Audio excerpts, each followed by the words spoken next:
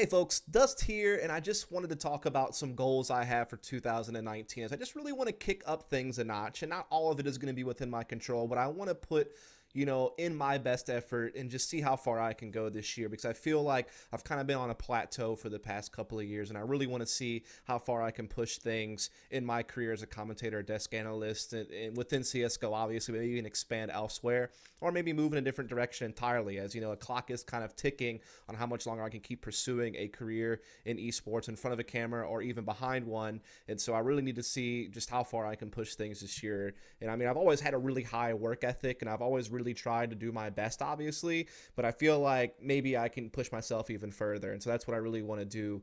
And I want to talk through some of the things I'm looking to do. And so first off, it's just to improve my craft, to get better at what I do. I feel like I have a really good routine set on how I do research and how I prepare for content and for events, how I study the game, going through film and stats and, pick ban history and, all that good stuff. I feel like I have a really good routine set up. I mean, I could obviously get even better at how I analyze demos and statistics, but I feel like I have a really good foundation there. And so I can kind of push that a little bit further, but I need to improve in some other areas like delivery, like camera presence, how I inject my personality into what I do.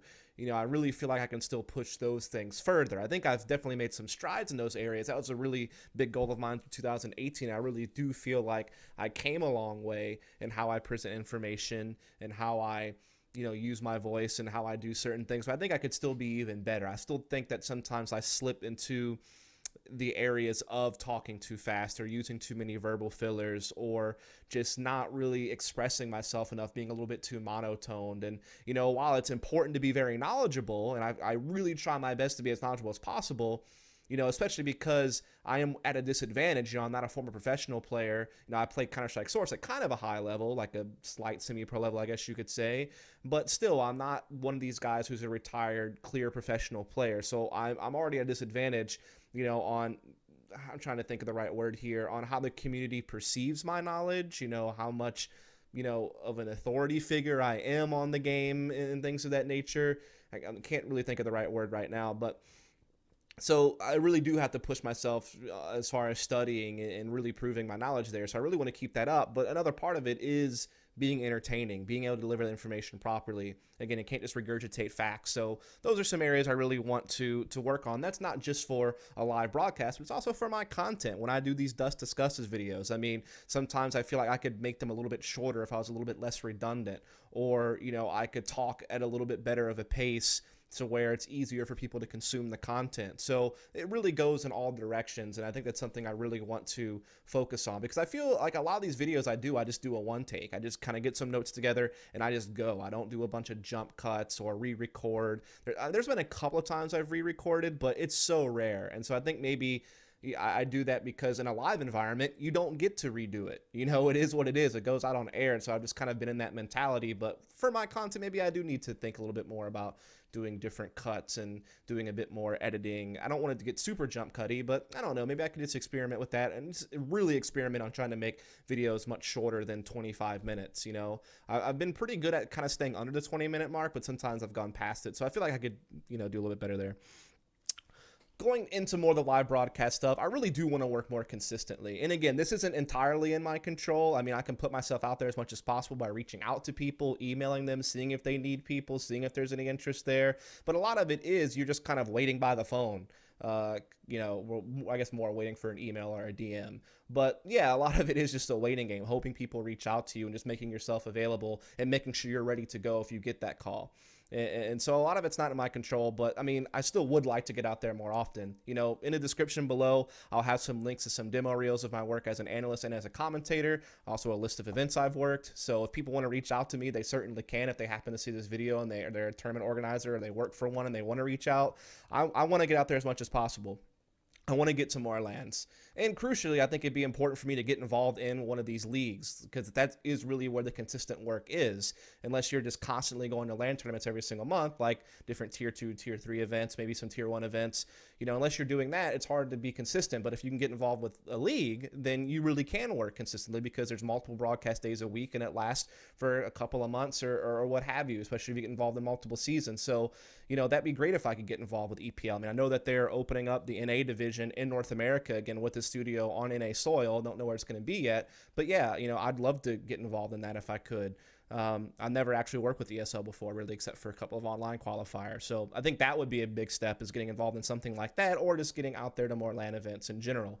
That's for me getting exposure, me getting to grow, me getting to work on my skills, because the best environment is actually on the live broadcast, where you're really kind of pushing yourself and reviewing your film and seeing what things you can tinker with and adjust to get better. So there's so much that goes with working more consistently, as far as your financial stability, as well as your growth as a broadcaster. So that would be really great if I could do that. And as of now, I know I have one event in early 2019, may or may not have been announced by the time I release this video. So I know I have something to kind of kick off with at the beginning of the year, but the rest of it, who knows? So I'm just really hoping I can get out there more. And to add on to this, I really want to get to a tier 1 event. I haven't worked a tier 1 event directly in a really long time, basically since doing some of E-League Season 1 back in 2016. And even then, that was, the very beginnings of a very long league. I wasn't a part of it in the playoffs. I didn't do the TV broadcast even. So I really still feel like, I didn't go as far as I wanted to with that aspect. And, there's been a couple of times where I was on like the remote stream.